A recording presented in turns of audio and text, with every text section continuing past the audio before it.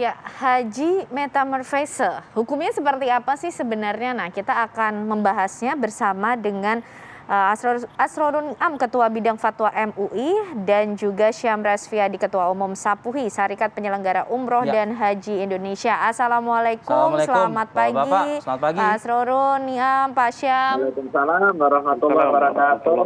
Selamat pagi Mas Arif, Mbak Ken, dan juga Pak Sam. Gimana kabar? Selamat pagi Pak. Sehat. Alhamdulillah. Sehat. Ini Pak Syam udah sehat ya? Alhamdulillah. Oke, saya mau Jangan ke lupa Pak protokol Asrorun Niam. kesehatan. Wah, itu selalu diingatkan Pak Syam. Tapi saya mau ke Pak Asrorun Niam dulu ya. Pak Asrorun Niam, sebenarnya Silakan. hukumnya ibadah dengan sekarang ditransformasikan melalui digital, melalui virtual reality, seperti apa sih? Ya, terima kasih. Yang pertama, Islam itu kompatibel dengan perkembangan ilmu pengetahuan dan juga teknologi. Tetapi tidak semua aktivitas keislaman itu bisa disubstitusikan dengan peralatan teknologi informasi, termasuk juga teknologi berbasis digital seperti metaverse ini. Karena itu, saya memandang bahwa ikhtiar untuk menghadirkan Ka'bah dan juga suasana Makkatul Mukarramah dalam platform digital melalui metaverse ini bagian dari perkembangan ilmu pengetahuan dan teknologi yang perlu diapresiasi dan juga didayagunakan secara positif tetapi proporsional. Positifnya apa? Itu bisa memudahkan bagi calon jamaah haji, calon jamaah umroh untuk eksplor terhadap tempat-tempat suci dan juga untuk mengenali tempat di mana manasik haji dan umroh dilakukan. Jadi secara lebih presisi dan ada feel-nya ya, kapan memulai tawafnya dan sejenisnya.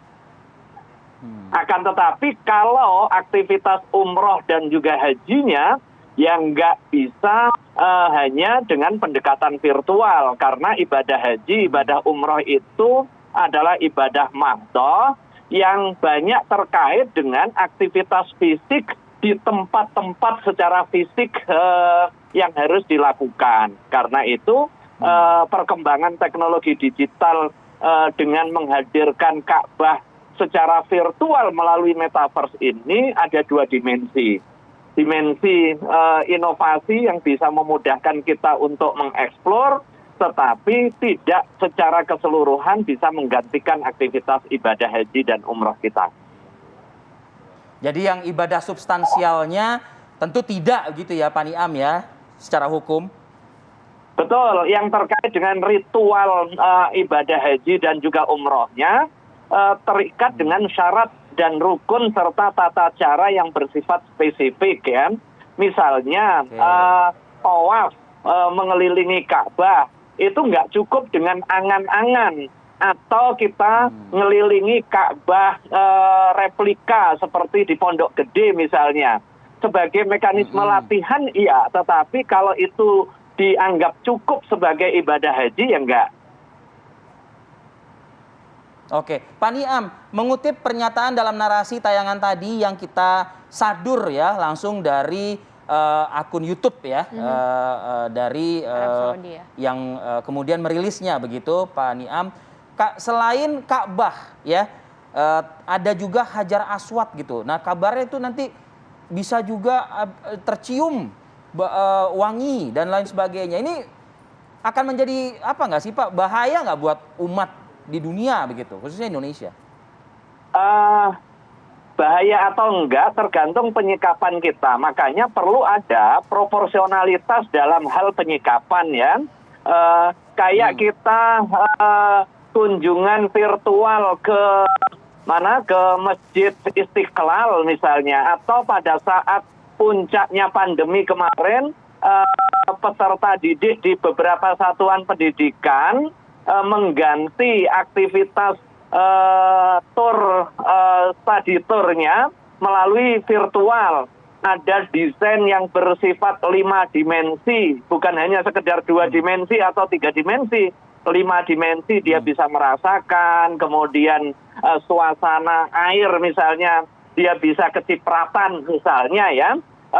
Ini baik untuk menghadirkan suasana, tetapi tidak semua aktivitas yang berbasis virtual itu bisa tergantikan. Nah, saya kira ini poin pentingnya. Jadi kalau ada bahasa bid'ah, ya, itu dalam konteks muamalah sebagai bid'ah hasanah.